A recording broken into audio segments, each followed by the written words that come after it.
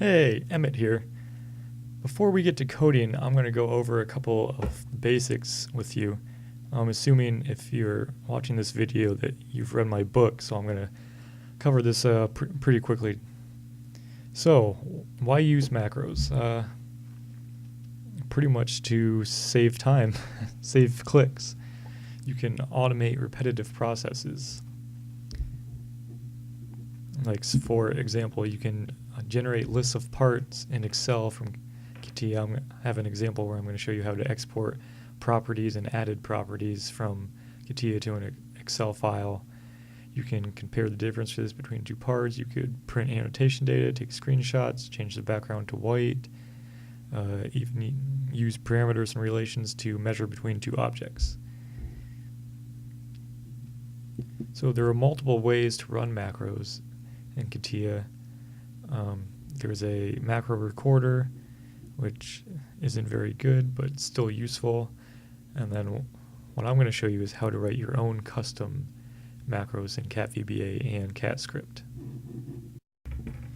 There are multiple ways to open the macros window. You could go to Tools, Macros. You could do the keyboard shortcut, Alt plus F8. And another thing I'm going to show you later on is how to create or assign an icon for each macro and place it on a toolbar.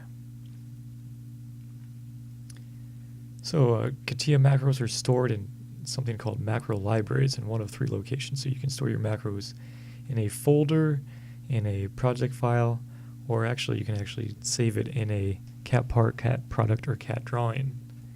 Now only one of these libraries can be used at a time. Only one can be current.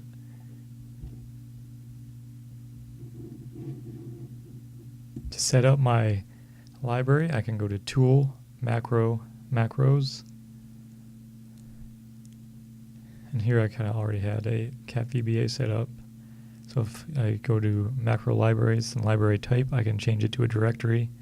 Here's ones I already have set up. I can hit Remove to remove these. So to create a new one,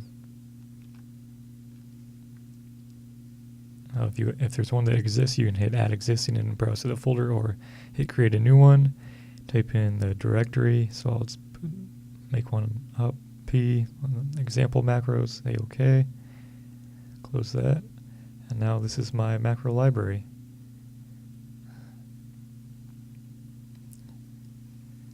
So this is where we will create our CATScript macros. And once you set up the library, you only have to do it once, and then it should be good to go after that.